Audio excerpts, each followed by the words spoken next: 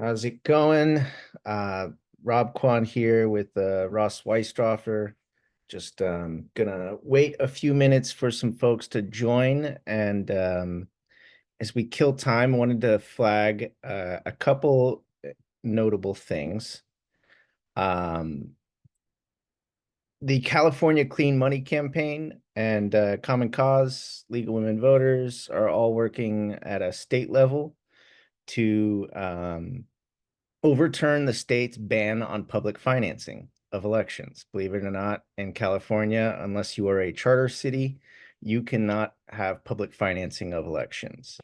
So the California Clean Money Campaign, as I mentioned, they have a petition where you can drop your information and sign on in support of SB 42. This is a bill that was a similar version moving through last year and unfortunately didn't make it out of the legislature. So there's also a link to a two-pager, which gives you a quick overview of what's in the bill. And this does not create a public financing program for California or anything like that. It just removes the ban that got put in place. If you're wondering what the backstory is behind that, there's also a link to a chat we had last summer with Trent Lang from the California Clean Money Campaign on kind of the history of where this all came from and why this is important. And with that, I think we can get going. Awesome. Yes, I'll go ahead and kick things off. Hi, everyone. I'm Ross Weistroffer, and today I'm going to walk you through how to create some interactive, easy to share data visualizations with a tool called Data Wrapper. And then afterwards, we will wrap up but with Rob's cogent commentary on the 2026 elections because every season is election season. And Now, just really quickly, if you have any questions along the way, you can raise your hand and unmute yourself, or just drop those in the chat.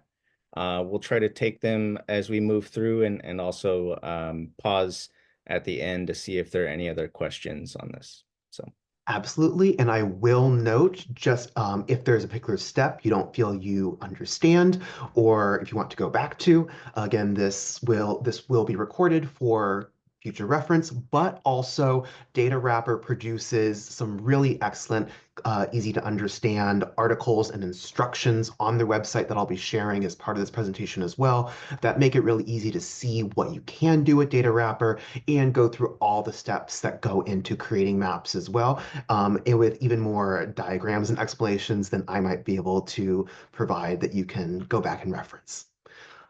Now, Data Wrapper doesn't just let you create maps, it actually lets you create three different kinds of visualizations, including a lot of different kinds of charts, maps, and tables. But today I'll be showing you how to make a choropleth map, which uses color to show you how physical data relates to different pieces of geography. Or to put it another way, it's effectively paint by numbers, only each of those numbers say something about the area of the map that they're painted. That said, there are lots of different kinds of software and tools and websites, so-called geographic information system tools or GIS tools that you can use to create maps. So why use Data Wrapper? Um, I was just scrolling Blue Sky, as one does, and I came across this post by George Washington University professor of political science Omar Garcia Ponce, who created a map of data of US gun dealers along the US border with Mexico. And in fact, none other than Mexican President Claudia Sheinbaum presented this recently in her discussions. But while being able to visualize that data as he did on top of Google Maps is awesome, easy to use, easy to share, we can also see how the data wrapper version of that map doesn't just cluster the data into symbols that make it easier to understand, but it also visually focuses on just the data and offers more ways to annotate the data with notes, information, and links. Rob? Yeah, I can't see your screen. That is a problem. One moment. Thank you for the heads up. Um, And as Ross is getting that set up, with the recording of this, we will be posting a link to the slideshow. So if there's anything that you're missing, like don't feel like you have to take notes. If you are looking for a link later on, you will be able to find that. okay. I One. might be the only one that can't see your graphics. Other people are saying they can see it. That is, we will see what we can do, but I want to make sure everyone is able to actually see what I am presenting, especially when we're presenting about maps. So let's go ahead and I'm going to go ahead and share this screen. Let's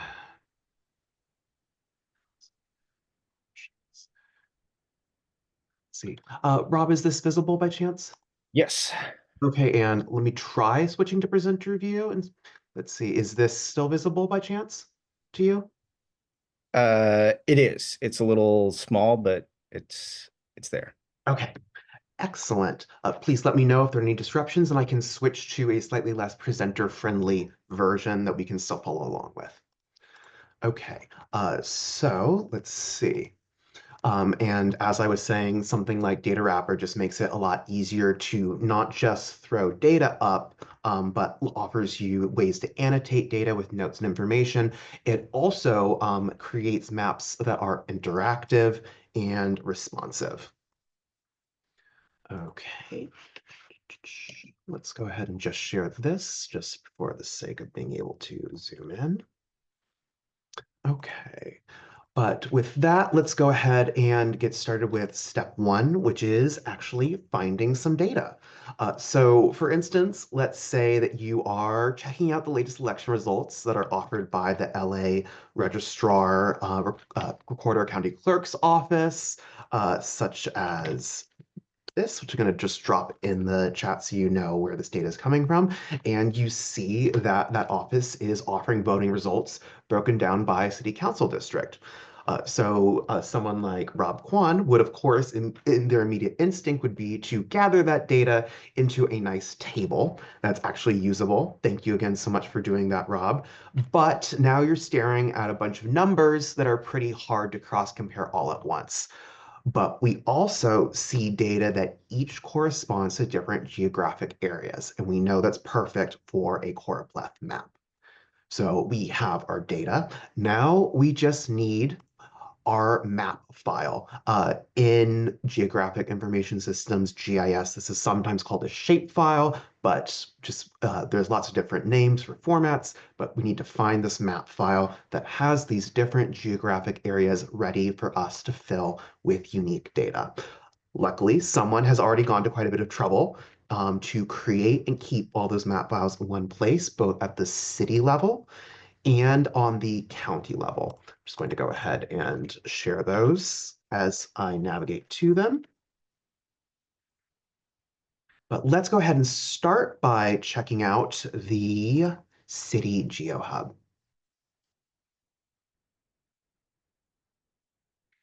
So there are a lot of different resources here that you can potentially navigate to by going to Data Catalog up here at the top. However, we are most interested in maps with boundaries around different areas. So this makes our task even easier. We can scroll down to find data under boundaries. And the map that contains our city council districts is right up here at the top. But as you see, you can get lost just scrolling through all the different kinds of maps and regions from the state senate districts to the county park planning areas. But we're going to keep it simple and just focus on our city council districts.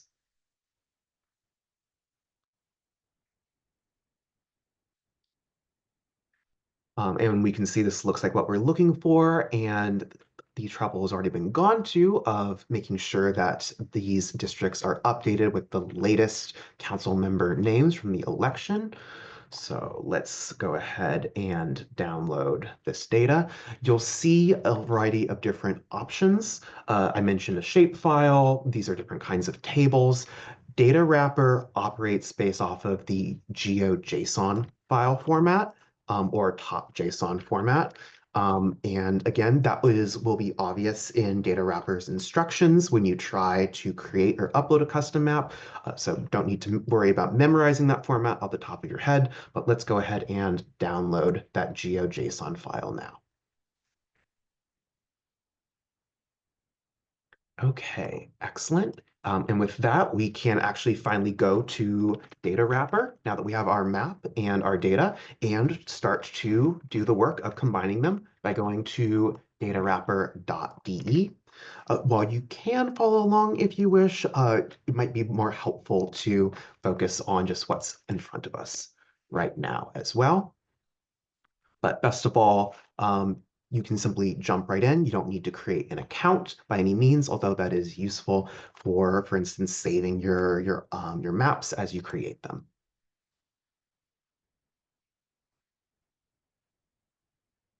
And let's see, we want to create a new chart, map, or table. We're going to create a new map. And again, we have three different kinds of maps. A locator map, which might be super helpful for showing where on the map something is happening. A symbol map that might be useful for visualizing the kinds of discrete points of data that, for instance, the Professor Ponce was visualizing for us. But we're going to be creating a choropleth map, and which can be used for data like elections, but can also be used for other things, as we'll review beyond just this initial example.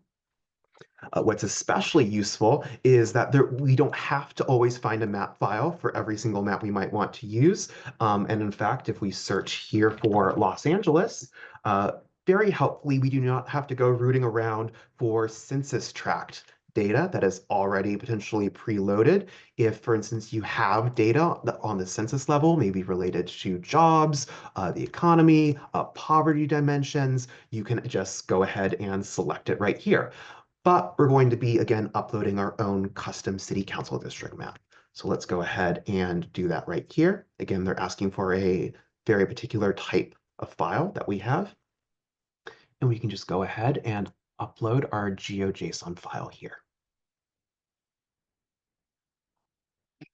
I should note, not to get too complicated, but if you're working with really large areas, like for instance on the country level, you want to make sure that your area aren't being distorted by, say, like the curvature or shape of the Earth. You can go ahead and click additional options to mess with that.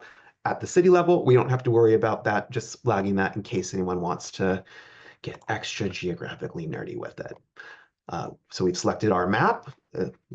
Things seem to be highlighting okay. Let's go ahead and proceed.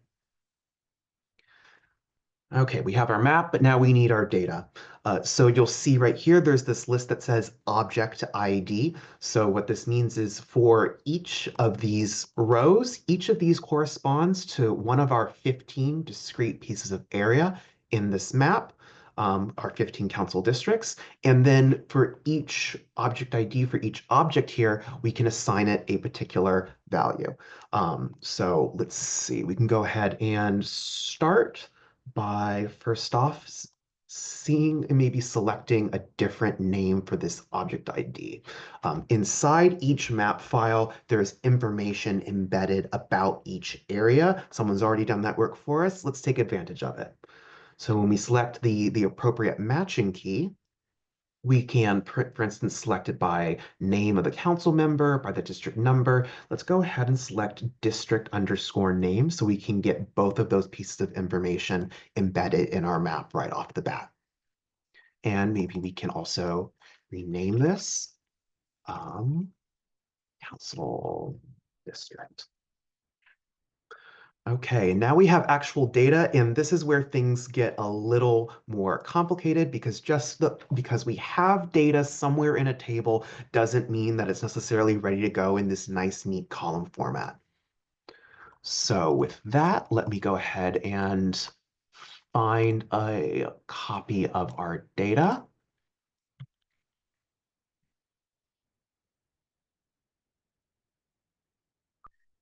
Let's see.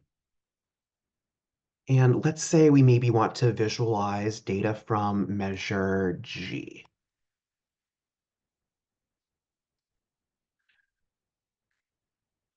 So you probably saw I already did this, but when we have all of this data in a table, it still needs to be filtered down to just the pieces of data that we need.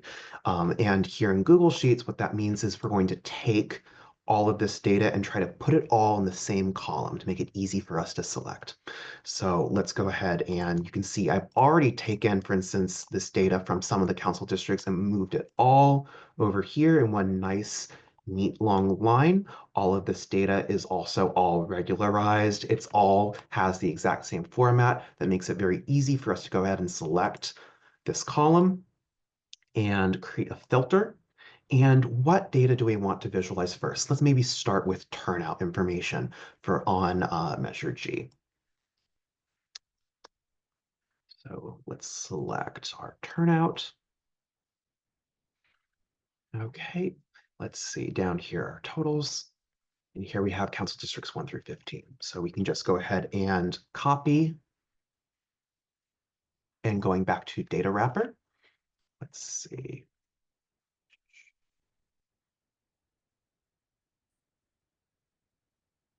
One moment.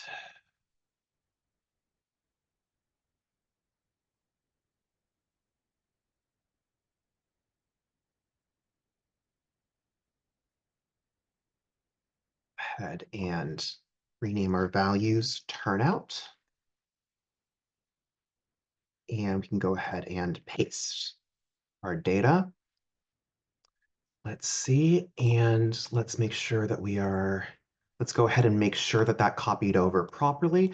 We can already see that, there's on the left-hand side that it looks like the map is turning out regularly okay, but let's go ahead and just double check. 52.49, an ounce of prevention is worth hours of your time in cure. Maybe this little spot check, District 1052.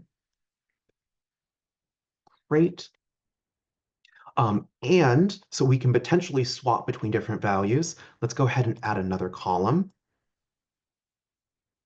And maybe let's grab the information about what percentage of each council district voted yes on Measure G. So Measure G, yes. And Measure G turnout. Okay. Let's go back to our filter and refilter by yes. Can you just go over that one more time, just how you're working the filter for those that aren't as savvy with Google Sheets? Absolutely. So let's go ahead and clear and just repeat that once more. Let's see. So again, to just organize this data and only show us certain rows that are showing the same information, we're going to go back and effectively tell the Google Sheet we only want to see in this column rows that say yes. We've already ordered them in the same order, Council District 1 to 15. So we're going to right-click on this column, select Create a Filter. This little drop down is over here. So we have a potential, we can filter by different pieces of information in this column. I'm going to select, we're going to hit clear. So we are only selecting yes down here at the bottom. Okay, we have another 15 council districts data, just 15, not the whole city, that we can move back and paste into our measure G yes column. Again, just quickly checking to make sure that looks like it's right. Great. Okay, yes, please feel free to raise your hand or flag if there's something or a step that might not be easy to follow along with. Okay, so we have multiple different pieces of data. We have our map. Let's go ahead and just quickly over here. Again, make sure everything matches. We can check and make sure that each region of our map is matched to a different row in our data set. Some maps might contain rows or areas that we don't have data for, that we don't have a label for, even though they might show up red. Here they're showing up green. Even if they show up red, that just means that data is missing and data wrapper is trying to highlight areas that we can fill in. It'll still show the map. It doesn't necessarily mean you can't move forward. Okay. So with that, let's go ahead and combine the two.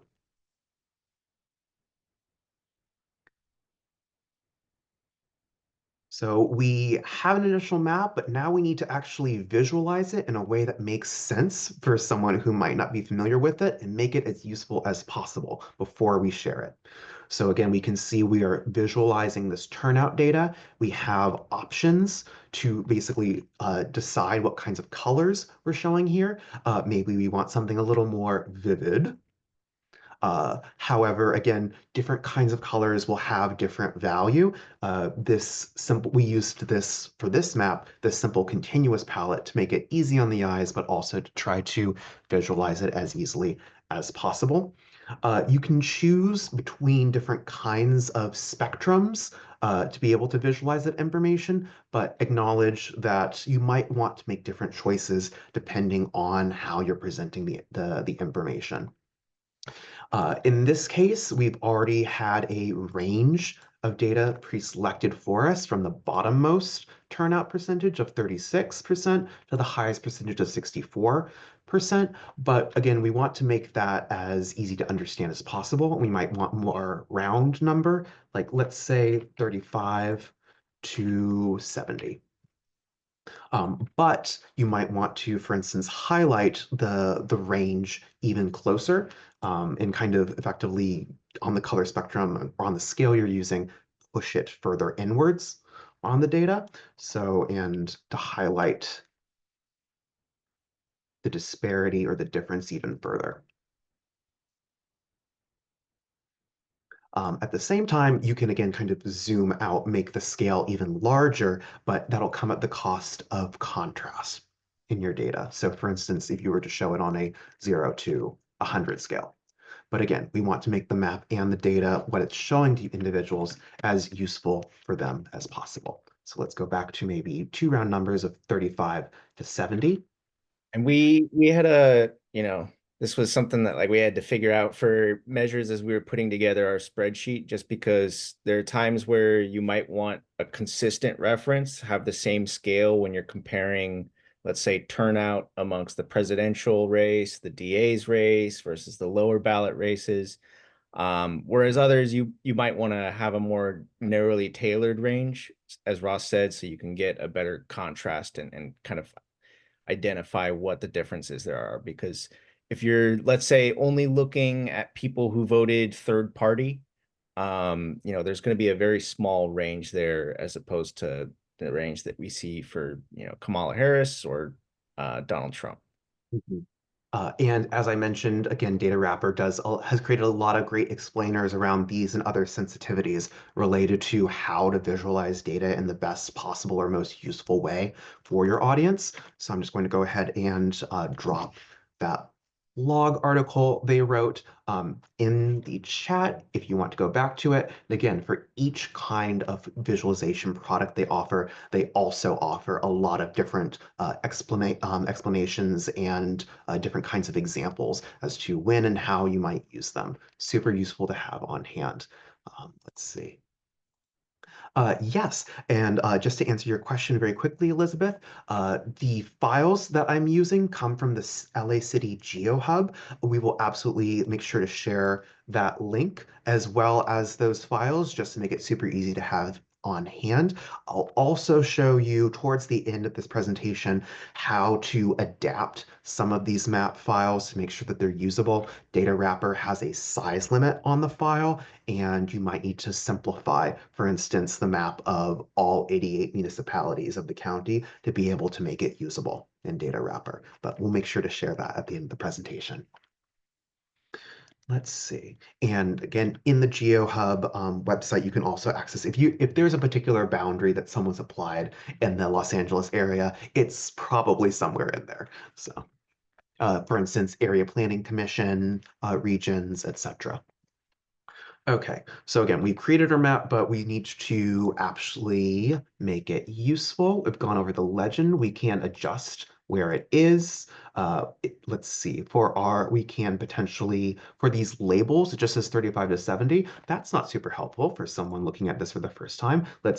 We are referring to percentages of turnout. So let's go ahead and change that to percentage. Let's also give this legend a title. Let's see, Master G turnout. So what does turnout even mean, actually? It's a percentage of registered voters who voted on Measure G. Let's see. Okay.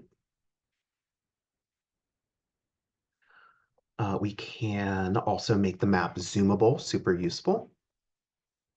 And even potentially give it an inset map if someone zooms in to be able to roam around. That's not as useful in LA City, but maybe you're making an LA County map and you want someone to be able to navigate a lot of mileage very quickly. And this is something that's super important if you're going beyond LA County, if you're, let's say, looking at congressional districts. Our state is so huge. And when you get down to LA County, there are so many congressional districts in there. If you're just looking at a static map of California, you can't tell the difference down south in LA County. So the only way you can really appreciate this is to be able to zoom in and really look at it up close. And in addition to that, there's again plenty of ways you can manipulate the visuals without needing to bust out an additional program or Photoshop. You can give your map additional padding. You can adjust its height. Let's not do that. What was it? 650? Change its alignment, or hide the borders between the region. I'm going to leave them here because they are useful to visualize, in my opinion. Is there any way to get like street level information, like to see this on top of a actual map or I love that idea. I should absolutely look into that because that would be super helpful. Let's see.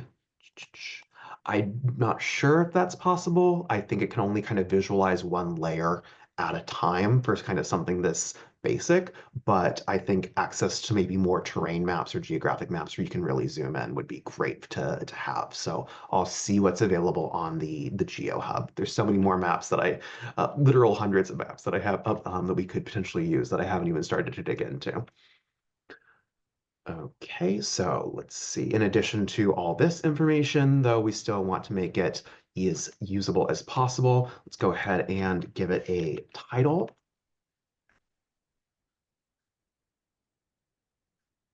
Go ahead and give it a description. Changes to size of supervisors. Just a sample, you can add even more. You can also add additional notes down at the bottom.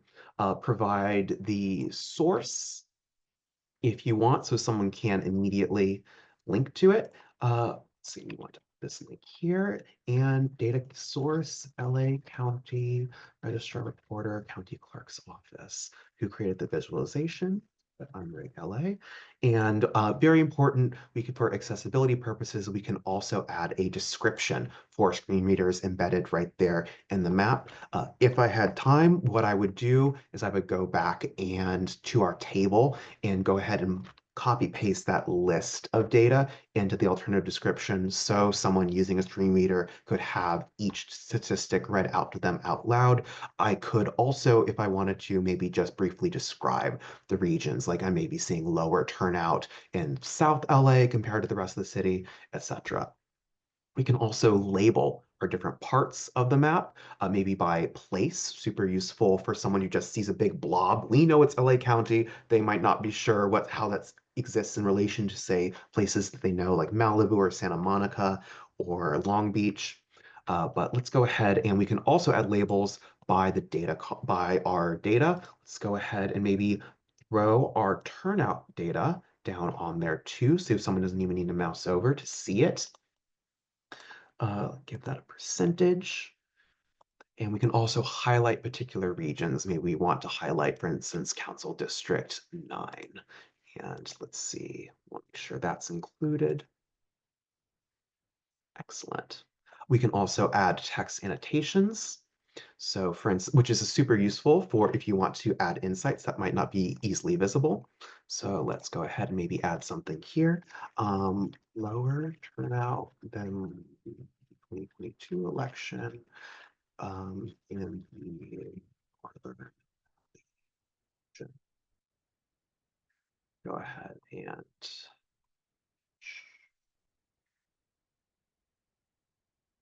add a little arrow here. What are we referring to? Let's draw a big circle, bigger than that.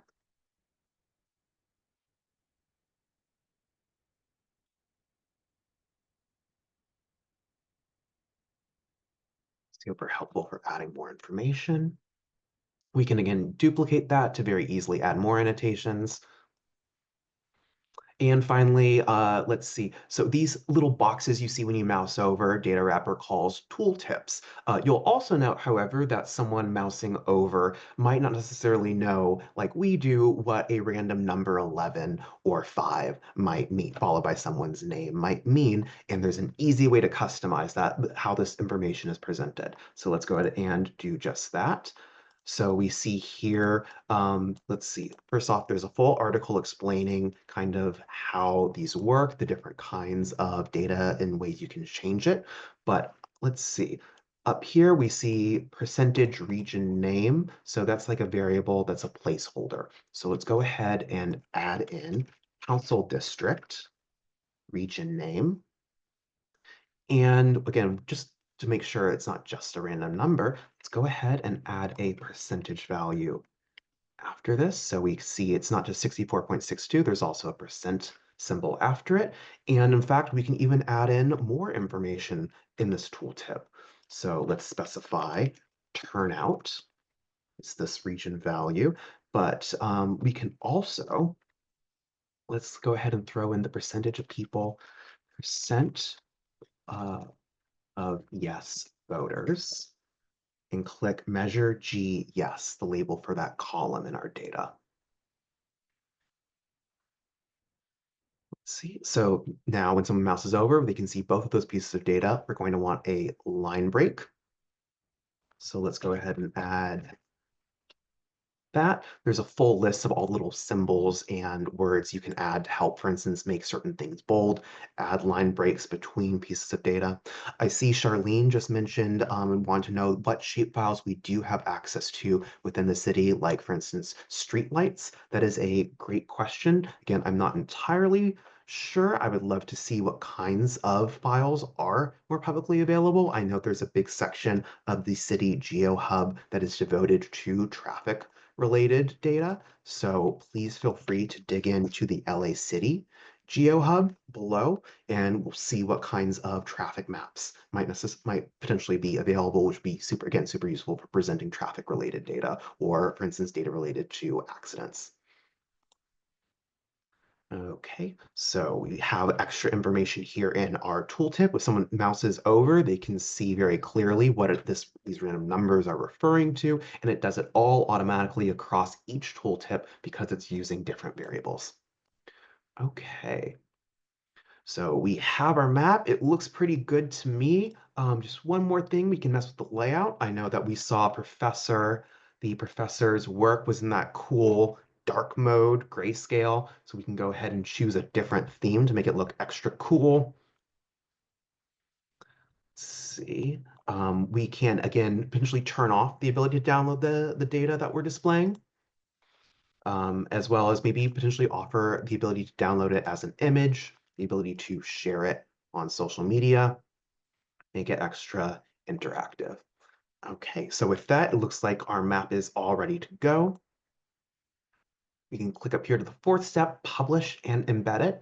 As I just mentioned, just as someone else can export it, as this map is a non-interactive image, super easy to share via text though.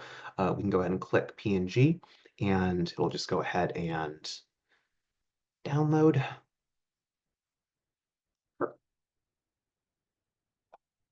Go ahead and say we want to export it like so.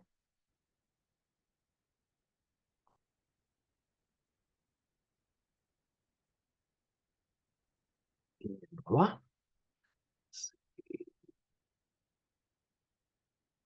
Yeah, not quite as interactive, but still very nice. Flipping back to our screen. This link has still not been published to the web, so let's go ahead and click publish now. And there's a link to our visualization. I'm going to copy it to my clipboard and we can all take a look at it right here. It's live on the web.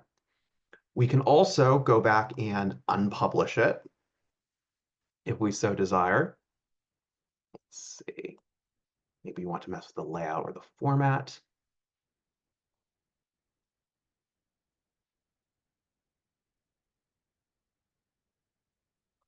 Or again, maybe we can go back and make changes. And actually, this is a great time to briefly discuss our final step. We've created our map. Maybe we want to create more maps. We already have more data than just turnout embedded in our table. So let's go ahead and duplicate this current map.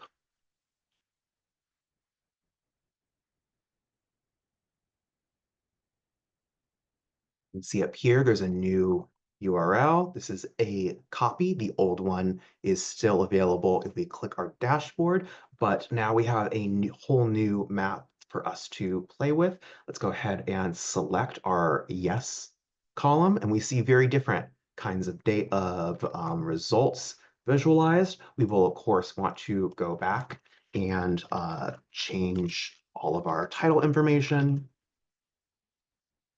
make sure that that is consistent. We might want to go back and remove, for instance, our annotation about turnout.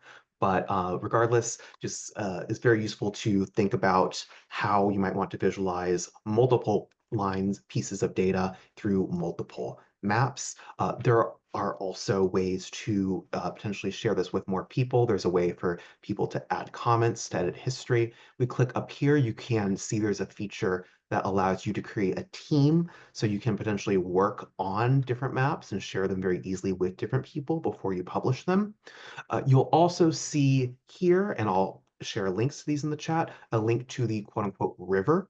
And this is where, if you're ever looking for inspiration, you can potentially, under the publish and embed section, you can publish it directly to the river, this kind of platform that Data Wrapper has that shows all the different kinds of charts and different kinds of maps people are creating right now. If you see one you especially like, you can just hit the reuse button and create a copy for yourself to be able to play with, manipulate, upload new data to, etc. And finally, I'm just going to link that And the chat.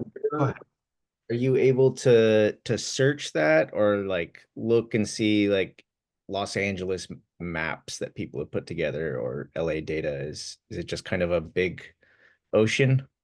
There is a search box up here. I'd be very curious to see. Unfortunately, searching Los Angeles doesn't seem to turn up anything immediately relevant to LA itself, but I'm sure if I take some more time, let's see, it looks like 2 years ago, Los Angeles Magazine used Data Wrapper to create a location map on the mass shooting in Monterey Park.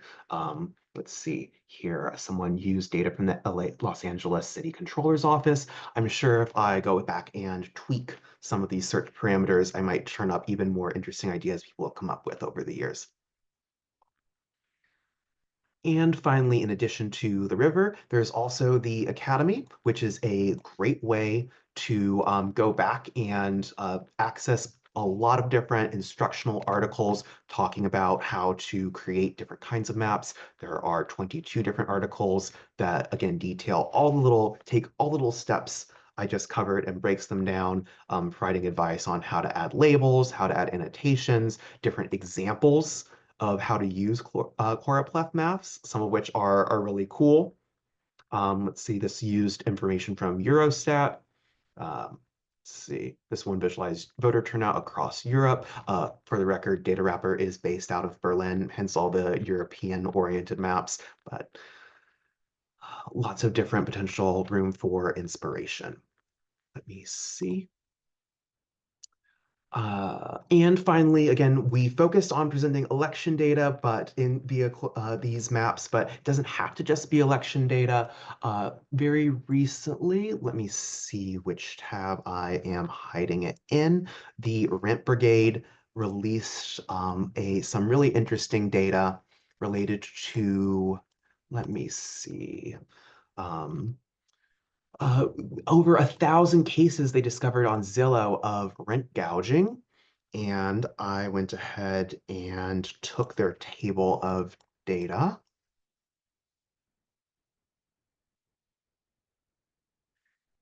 and broke it and took their table and broke it down by council district, which was already in their very lovely report. I will see if I can share in just a moment. Here it is.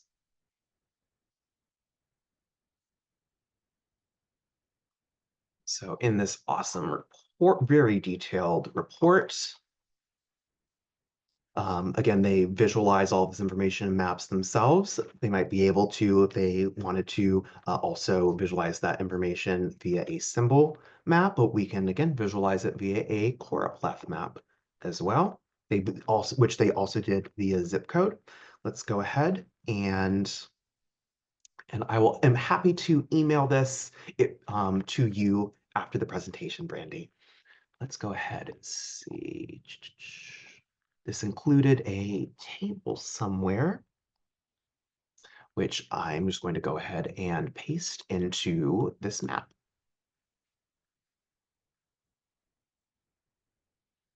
And going back to step 2, add your data. Let's go ahead and add one more row or column.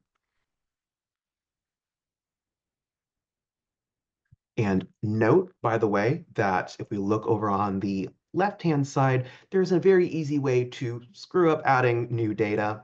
We want to make sure it's sorted Council District 1 to 15 before we add our data from Council District 1 to 15.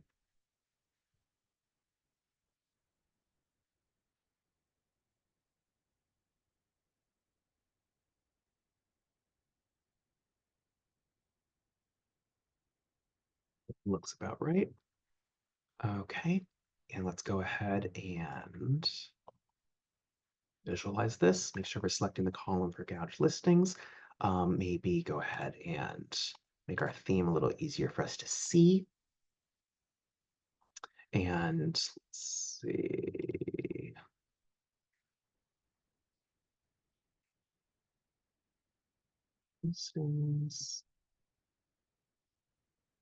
These are just by number, not by percentage.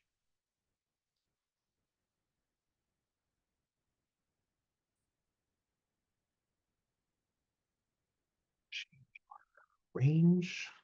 Let's maybe put it from, let's see, 0 to 400.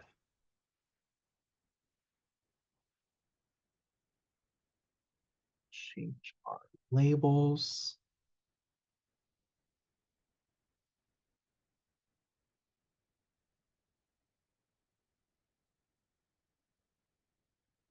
And voila. So again, if you see a particular table, if you see information out in the world that relates to different geographic areas, maybe that could be best visualized as a choropleth map to be able to visualize the geography. However, maybe this could also best be visualized via a bar chart, via a table, lots of different ways to potentially present each of these pieces of information. Um, and with that, please feel free to let me know if you have any questions. Also, I should note very importantly, let's see, again, there are more learning resources at the Data Wrapper Academy. There are more examples in the river. And also, Data Wrapper very helpfully is offering multiple webinars for those who are maybe more advanced and want to create automated systems that feed data into Data Wrapper. There is a beginner's guide to doing just that. And for those of you who want to get started and explore different kinds of tools that Data Wrapper has to offer outside of just this map, the next one is in just a couple weeks at 9 a.m. Pacific time. So I will go ahead and share the links to those webinars as well, and I'll make sure that those of you who have requested information get it. But other than that, I think that's all for me. I will turn it back over to the floor and Rob. Thank you, Ross. Any questions for Ross? Charlene. Hi there. So I'm kind of interested in knowing which shape files we have access to. For instance, so I'm going to make mine specific. Let's say within my council district, and within my neighborhood council, we're driving around at night documenting what street lights are out, uh, trash, graffiti, blah, blah, blah. And we want to make a map of what we've done. Or maybe when, we want something. And so now I actually paid for the GIS on a personal level, right? It's like $100, like soft Microsoft. I didn't even know about this. So is this something that I can use rather than using my ArcMap? Or is this just we can create a map showing existing info? Can we add stuff to it? Not to add stuff to the city thing, but our own personal map. What else can we do with this besides creating a map showing existing info? And then how can we get other shape files? How do we know what shape files we have access to? Like I brought up the street lights, for instance. Or is that what's that word? I typed it out, but I can't say it. Is that something just, Proprietary? yeah, proprietary? Yeah, that word. Uh, So, you know what I mean? It's like, so how do I access other shape files? That was kind of fast. Is there must be a help thing, right? Or is uh, that or is ArcMap, is GIS something else I need to do and maybe I can't do what I want to do with this? so I think what you're asking is especially relevant to so-called what Data Wrapper does have to offer when it comes to creating interactive, usable, resource shareable maps. Is what you might be looking for is a locator map.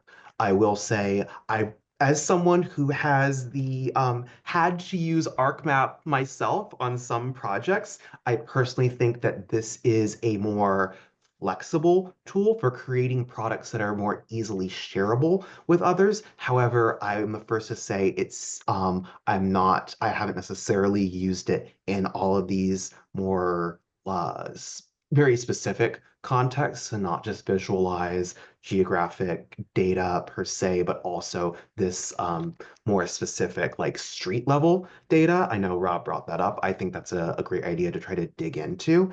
Um, and what I do know is the city, again, makes a lot of different pieces of maps and geographic information available at the Geo Hub. I am not sure myself the full limit of what is and isn't offered there. But I know I myself am going to dig into that to see if I can not just answer your question, but better understand the full range of what is and isn't available. I personally think that this is not necessarily a replacement for a more advanced GIS tool per se that's going to do a much better job at, I think, like working across terrain, especially very detailed geography. However, I do think this is a great way to very easily create map products that you can share with people that others can then interact with without needing GIS software.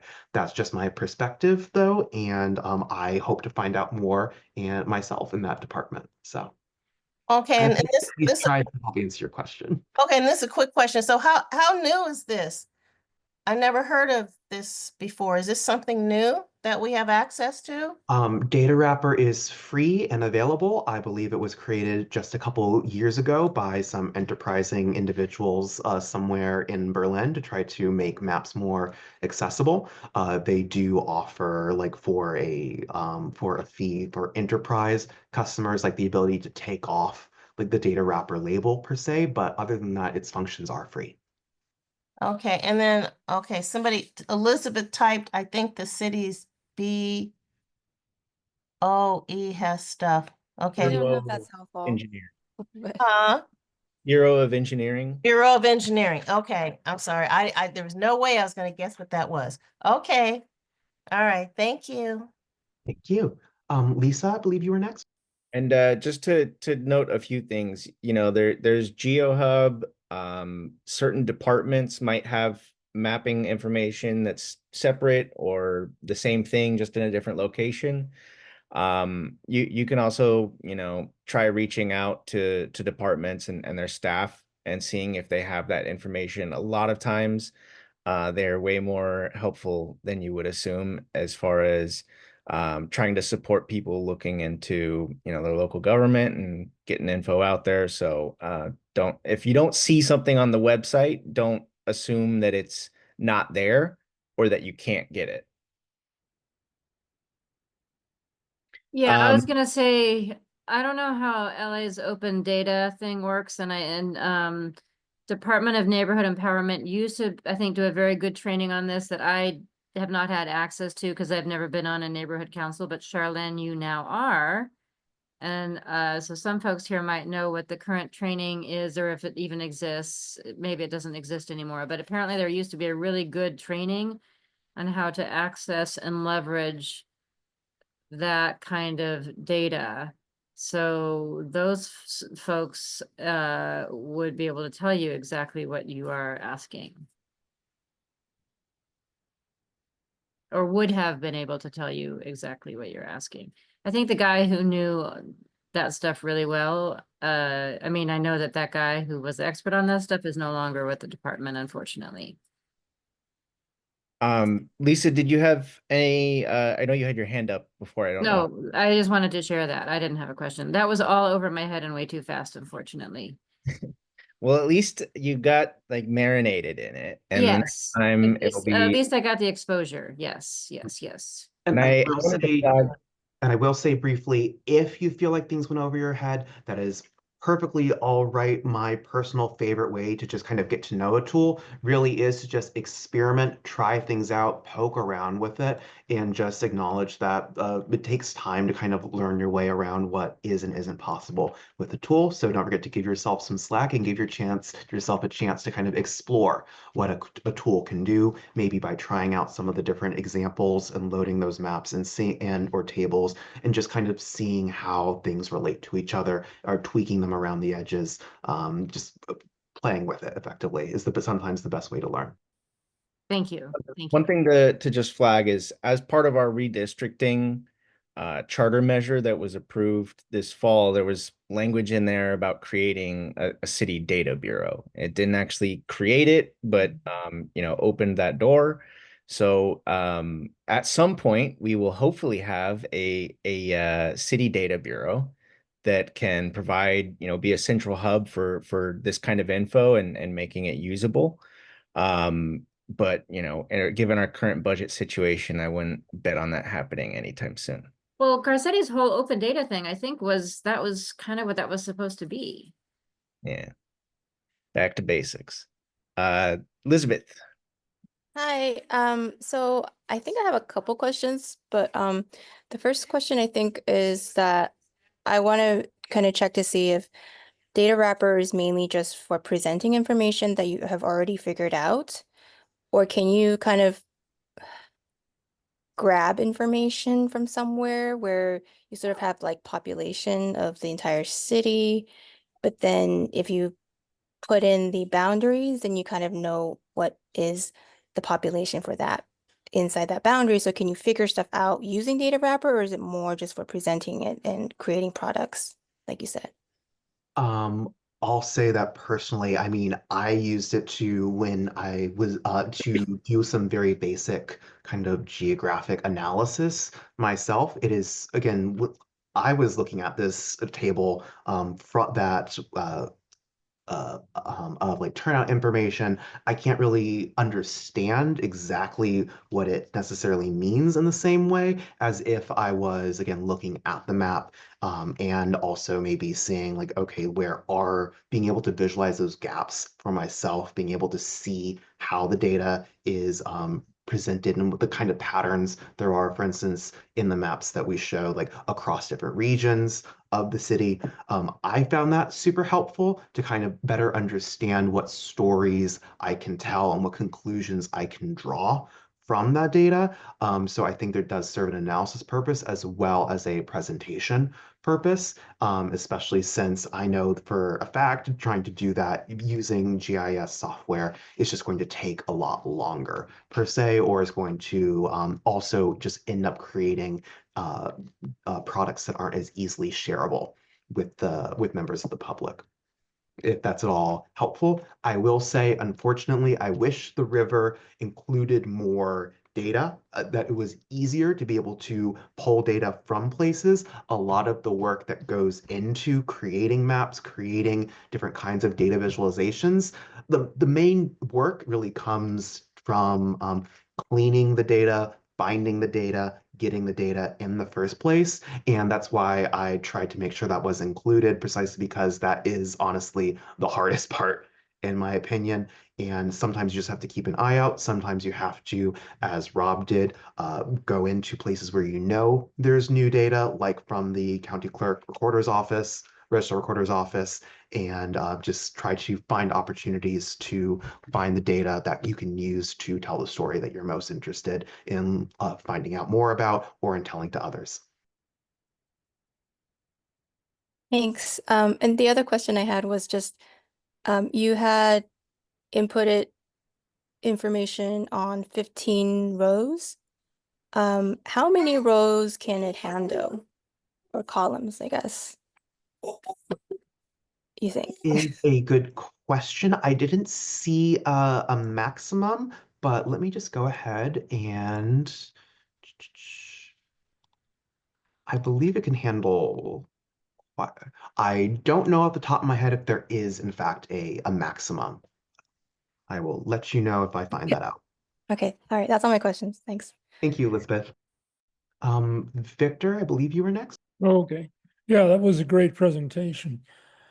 I think that Elizabeth's question about what can you learn from the map is you can learn what multiple areas are similar in the subject you're looking at. Like when you had the gouging, you could see that the central area of the city was the highest, I think it was.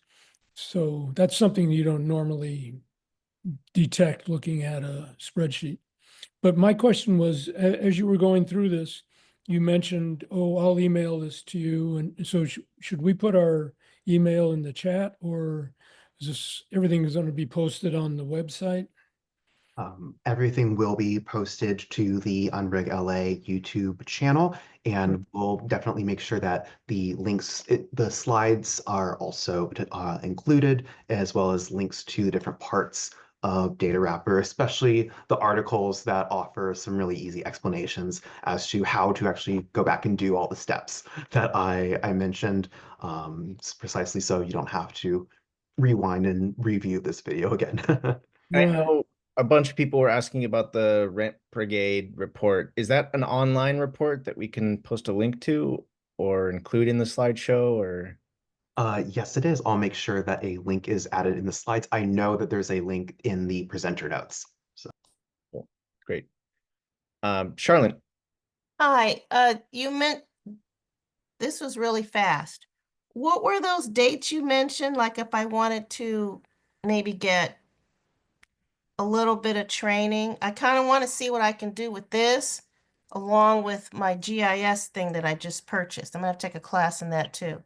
So what was it, February 26th? There were a couple of dates that were mentioned for more training or more something?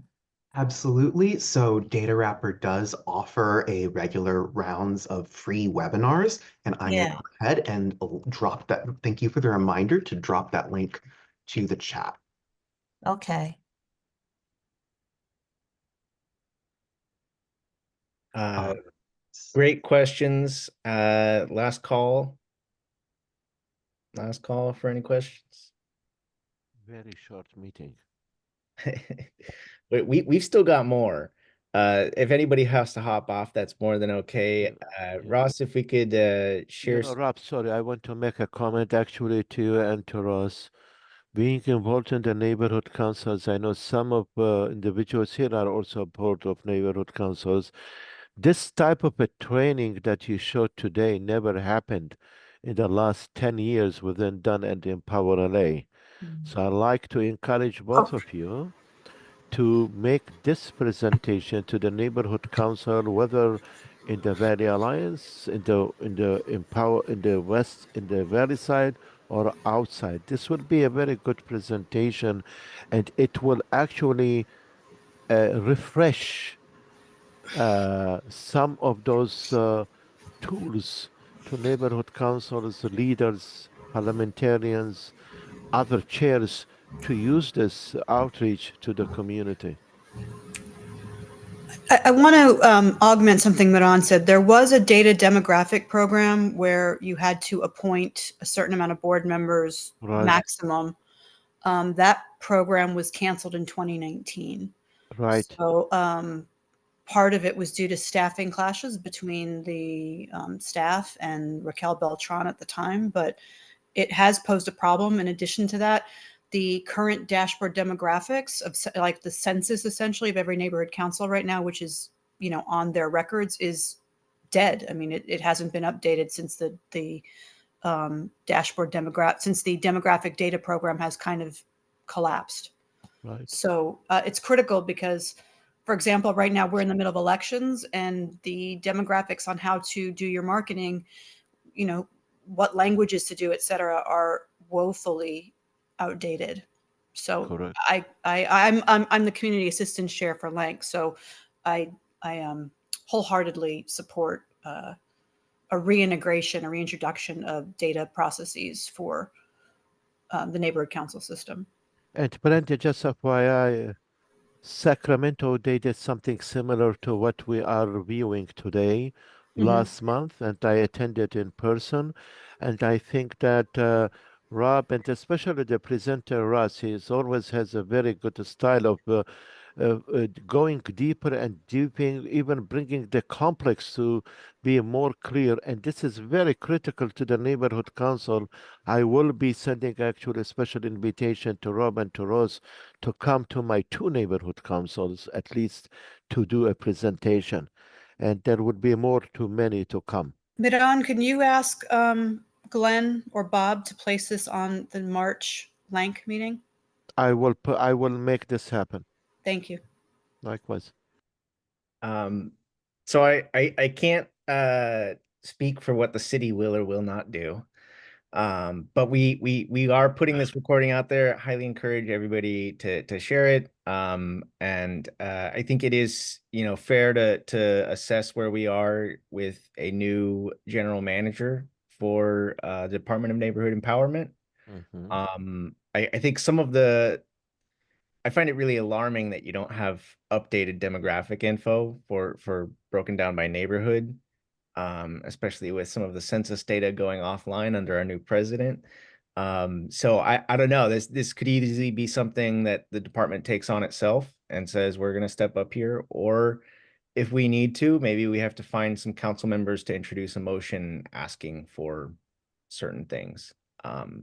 But I do want to make sure we get through this last bit, talking about the 2026 LA City elections. This is just going to be a part one. I didn't think we would be able to get to all the council races, and we definitely won't given the time. So I said we're just going to do citywides. And we have our March primary when we're voting for president, and that moves to June when we're not. So June 2nd will be the primary. November 3rd will be the runoff. Keep in mind, for the city of Los Angeles, we have different rules than everything else on the ballot. And if no one receives 50% or somebody receives 50% in the primary, they're done. There is no runoff. That is not the case for your congressional, state legislative races, the governor, all those. It's top two, move on. That's the standard. So for the city of LA, just to kind of keep in mind what kind of climate we're entering, there might be a bunch of things on the ballot in addition to our elected officials. There's talk of a bond measure for the fire department, maybe some other revenue generating measures. Those could, be on the ballot in 2026. There's also the ongoing conversations about charter reform. We are supposed to have a charter reform commission waiting for Mayor Bass to make her appointments. Presumably their work would be destined for the November 2026 ballot. All of our citywide elected officials will be on the ballot. Our odd numbered council districts, even numbered LAUSD districts will be on the ballot. One notable wrinkle here, up until 2020, we had our own election cycle. We voted at a different time, low turnout elections. This will be the first time our citywide incumbents are defending their positions with a larger electorate. So that is something very, very different. In 2017, I don't believe Mike Fuhr or Ron Galperin even had a challenger. Mayor Eric Garcetti had one semi-notable challenger, and he blew the field out of the water, won with like 80%, and he was done in after the primary. So traditionally not necessarily a really competitive environment when you're talking about citywide incumbents, but we do live in a different world with higher turnout and a much more robust public matching funds program. If we can go to the next slide, just wanted to talk a little bit about turnout.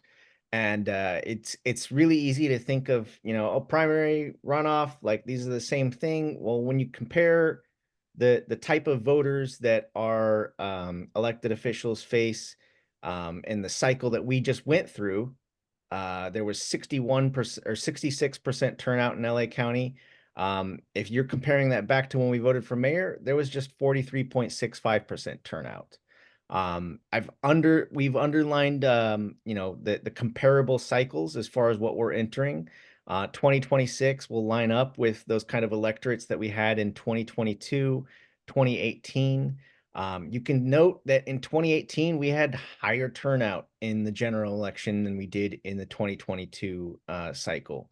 You can also see that in 2020, we had 76% turnout in November compared to, nearly 10 points lower in this cycle we just went through. So a little bit of unpredictability there, but the biggest thing you can note is the consistency in the primary cycle that we're about 29%. And in the runoff, we can presumably expect turnout somewhere in the range of the 40 to 50% range. LA City turnout is going to be lower than LA County turnout. And as you move down the ballot, turnout is going to be even lower there. Some kind of factors that might influence how things pan out. If we have a really competitive governor's race, that could boost turnout. The anti-Trump turnout or the anti-Trump sentiment boosted turnout in 2018 and 2020. Maybe it helps here, or maybe people are just disillusioned and turnout craters even more. Hard to tell, but I think the governor's race will be an interesting one, given if Kamala Harris runs, there's probably going to be nobody that really wants to run against her, and that might not help us at all, and that could dampen the turnout that we're seeing. And it's not just attention and desire to get on the ballot, but people knowing that there's something there worth going to the polls for. Next slide, please. The question was, why are you interested in turnout? What does that information help us better understand?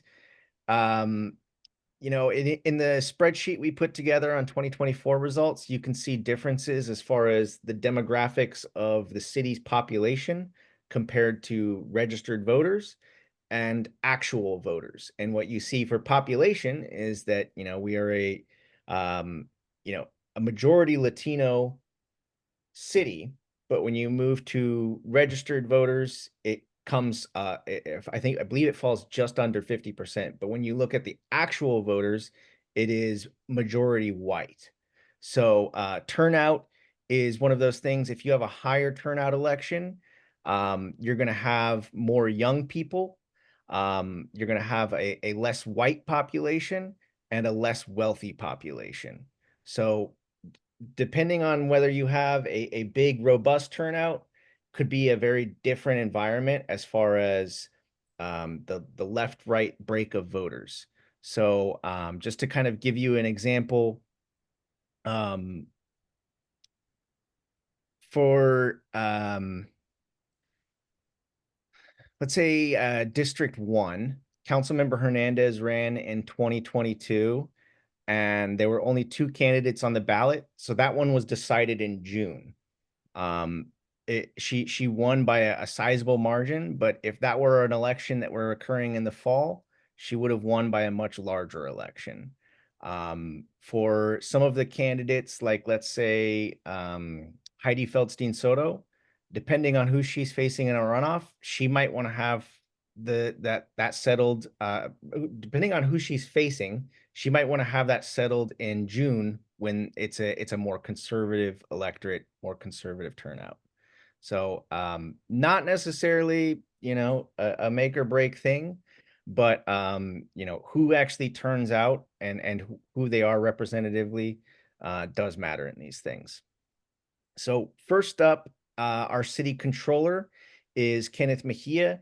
He won by a very, very large margin against Paul Koretz in 2022. He has not filed to begin fundraising. Nobody has filed to fundraise for this seat yet. One of the, questions is what's holding things up?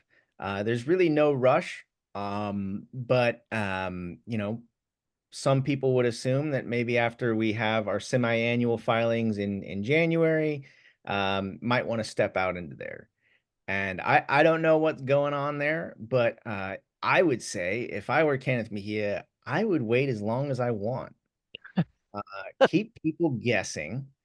Um, and that's just because he has not necessarily had a peachy keen relationship with the mayor and the council. There have been some, attempts to block him legally from getting certain data on homelessness. There have been some budget cuts he's endured. So why give people any comfort? Everybody should be on their toes. So I would say wait as long as you want or can. It's also possible that he's got his eyes on, the mayor's race. There was a recent article on that, and his office did not give any kind of clarity on where he is there.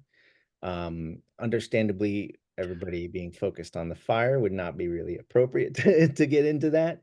But one thing I would throw out there is there's a whole lot of conversation about does he want to run for mayor, and not enough about what else might be interesting for him. Governor.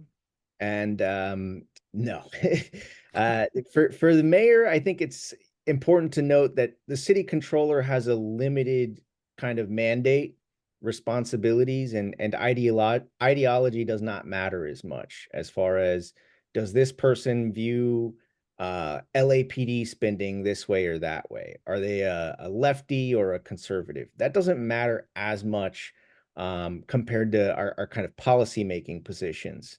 So if he were put into a mayoral kind of race, there would be a different scrutiny than there was when he ran it for controller.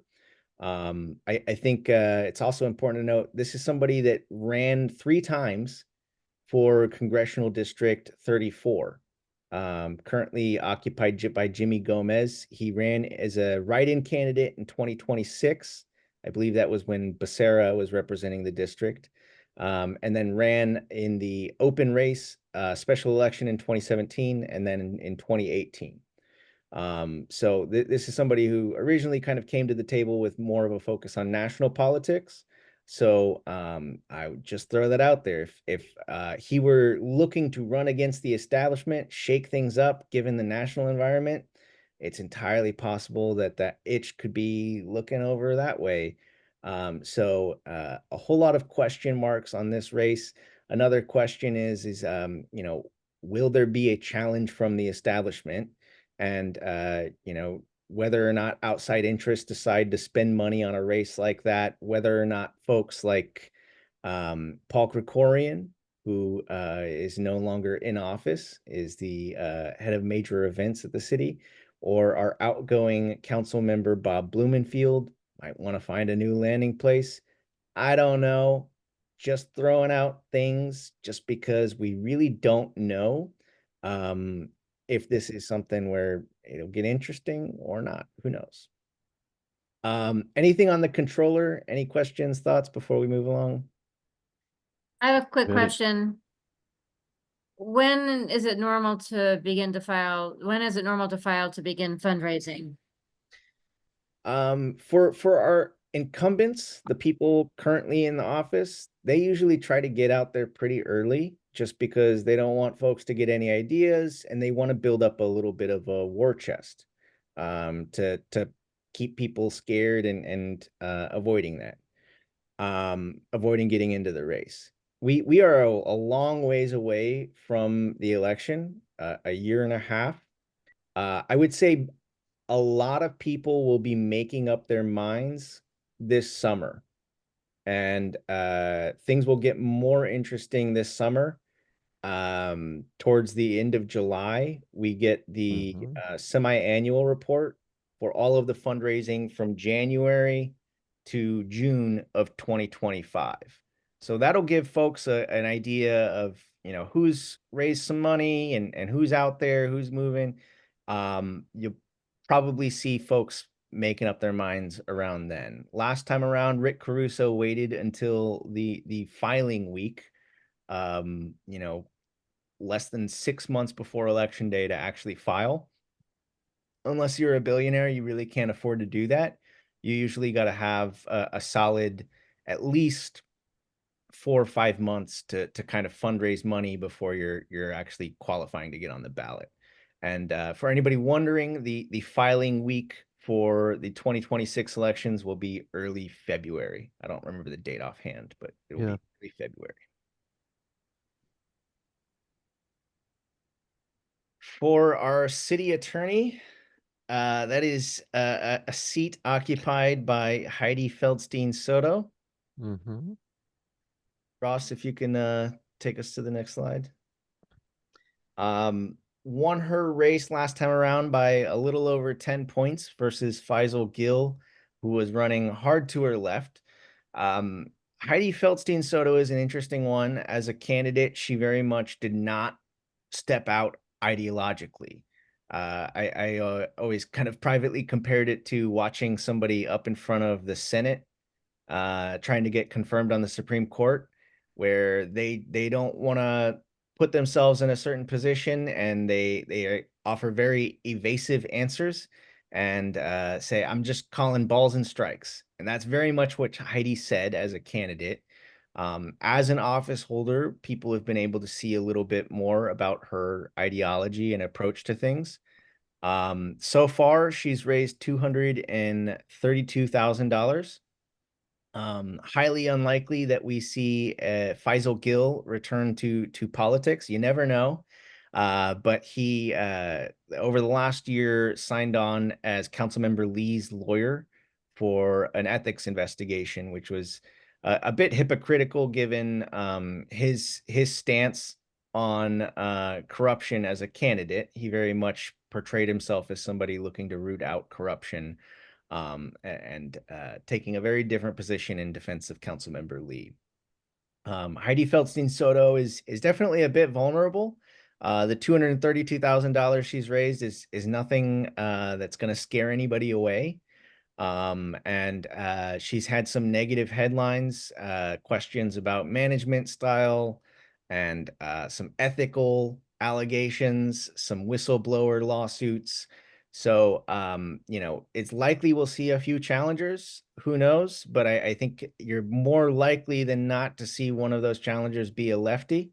I think just the fact that she's gotten those bad headlines, we could see somebody, very similar in the same lane as her ideologically get into that race. The number of candidates that get into that race will be very important. If you only have 3 people in there, you could see a race like the one Councilmember Rahman had this past year, where there were only 3 candidates, and she was still able to pull out 50% and win. The more candidates you get into this race, the more likely you are to have a runoff, and it's safe to say that the more runway that a candidate has in taking on an incumbent, the better for the challenger. For an incumbent, the more that there may be exposed out there and scrutinized, that can hinder them. And I just think it's not a great electorate when you get to November. It's going to be a whole lot more diverse, and it's going to be a better environment for a progressive candidate running against them. Any thoughts, questions on the city attorney's race before we move on to the last one? The mayor, and this is the big one. All eyes on Karen. She won by a sizable margin. There's been a lot of commentary about Rick Caruso narrowly losing the contest for mayor, but important to remember it was nearly 10 points. She has raised $1.4 million so far, and that is just over a 6-month period. It's a very, very impressive sum of money. A sizable amount of money spent as well. But when there's a billionaire circling the waters, that is not necessarily a war chest by any means, given that candidate previously spent $100 million. Vincent Wally is the only other candidate that is filed. They filed today, and not looking to be a serious candidate, just based off of their Instagram. So as of now, there is nobody in this thing other than Karen Bass. That will almost certainly change. This fire has changed things. There's been a lot of stuff over the last 2 years. There's some comments in the chat about ED1 potentially hurting her, and I think that cuts both ways, because there's some people who are mad because of what ED1 changed, and there are others who are mad about the kind of reversals and paring down of ED1, exempting single family homes, different things there. So just being mayor for a couple years, there are folks out there that might have concerns or things they're upset about, but the climate before was very much on the Garcetti track of, hey, let's try to wrap this thing up in the primary and make it easy. Now, post fire, it's safe to say that, she's kind of fighting for her political life. There's been some early polling out there. It was by a conservative firm. I wouldn't put too much into it. It found her approval rating slightly lower than the LA Times found her at, I believe 8 months ago or so. In a head-to-head matchup with Caruso, he had a slight edge. Yes, there's comment in the chat about the leaked memo and LAFD fire cuts. There's just a lot of material and some bad optics. In politics, a moment can matter a whole hell of a lot. And whether that be not being in the country at the time of the fire's outbreak, sitting there silently in the days afterwards when the press were asking her for comment, question. There's a lot there, and this is definitely a much more vulnerable mayor than was looking in the months prior. Rick Caruso, if he gets in there, I would assume he's not going to wait as long as he did last time around. He is somebody that genuinely seemed to enjoy running for office, being a candidate, getting better at being a candidate. And if you've paid attention to social media over the last 6 months or so, he kept his Twitter habit alive, and that is ramped up dramatically in the last month. It seems as though anything happens in the city now, he's got an opinion on it. This for Rick Caruso type, they would probably prefer to have a race decided in June, where it's a more conservative electorate. Whether or not Karen gets a challenge from the left, how serious of a challenge that is, who knows? But ideally, for a lefty challenger, there is somebody running to Karen's right to force this thing to a November runoff where there's a more diverse electorate. A lot remains to be seen here, but obviously this is one that'll gather a lot of attention. Any thoughts, questions on mayor's race? Wow. Ross, could you go and share? I've got a set of survey questions. Just figured it'd be fun to see who people think is gonna win. Ross can share. Are you familiar with how to do that? I think you can either go to share or more and start the poll on that. More. Yeah. There we go. So assuming he runs, will Kenneth Mejia be reelected? Will Heidi Feldstein Soto be reelected? Will Mayor Bass be reelected? Just for fun. We'll give you some time to fill that out, and we can enjoy the results. The last thing to just plug, our next meeting will be on March 12th, tentatively, and hoping to take an expanded look at the election results by council district, including the 2024 primary, the 2022 primary and general. There's kind of a lot there, but we'll see how much we can do. And one thing I'd like to kind of figure out is if there's a kind of a solid set of races or measures that we can size up our council districts by, and try to plot out the left-right spectrum of our city council based on these election results, and maybe even kind of cluster them so we can get an ethical lens, a criminal justice reform lens, environmental lens, to just kind of help people understand our council members better. Do we got some results, Ross? I believe we do. Is there a particular way to share them, or do I read them aloud? Yes. Share. I think you can share. Or just You in can the share. You poll? can share. Okay. These are highly scientific results. So we've got Kenneth Mejia, if he runs, near unanimity that he will be reelected.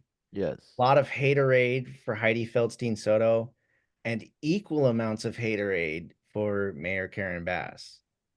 So Wait, take it. wait, sorry, hold on, I gotta scroll down, I guess. What I want to see what's the deal with, oh, wow. Wait, sorry, what was the number of responses out of 12? Is that, wait. What's the 2 out of 12? What does that mean? That's the date today. I don't know how many Oh, actual responses so how we many responses were there? We have 8 respondents, so this is Okay. not a representative the most of the city. highly scientific Election protocol. representative data you could ever have. Ross, could you scroll down? Moran, you need to scroll down. Oh, you are right. You are right. Sorry. Okay, you are So right. thank you all for joining and indulging us with the highly scientific poll. We are at an hour and a half now, so just wanted to open it up. If anybody has any burning questions, thoughts, anything to throw at us. Wow. I will just note that again, I dropped a link in the chat to the Getting Started with Data Wrapper webinar. If you can't make it at 9 a.m. Pacific on February 26th, that's fine. Just register and they should, I believe, send you a video of the webinar as well. Again, what I showed everyone today was just one of the different things you can make using Data Wrapper. So hopefully that will provide a chance for you to talk to their engineers and their customer service folks and ask more questions and get more answers. Apologies for overlapping with the Laker game. As a Laker fanboy, I would never intentionally do that. If it's any consolation, you didn't miss anything they lost. But we do have Luka Doncic now, so not everything is terrible in the world. Appreciate everybody joining. Hope you find a way to make use of this information. And I would just note, a lot of times when we talk about politics here or different kind of trainings or things to keep in mind, it's always how important a brief moment can be, how important first impressions are, and whether that be putting data in a way that your reader or an average person just hopping on social media is going to be able to understand it or intake it, or even getting it in front of our elected officials or their staff. Like everybody's got limited time and capacity, and a quick glance can be very captivating. Yeah. I know there was one time where we were trying to get the field interview card changed so that the place of birth was no longer recorded on there, because that could be used for immigration purposes. And one of the organizers in a meeting with a council member had a field interview card from LAPD, and they whipped it out. And the council member was so captivated by it, he said, "Can I have that? can I can I make a copy?" And like literally walked over to the copy machine and made a copy of it. Like just that one visual reference was something that was really important in getting them hooked onto that issue. And sure enough, that was taken off the field interview card. So don't overlook how impactful these kind of small things and different presentations can be. Um, so hearing and seeing nothing else, thank you, Ross, for doing the heavy lifting today. Really, really appreciate it. And maybe that means I won't be begging you to make maps as often. We'll see about that. All right, y'all. Thank you. Take care.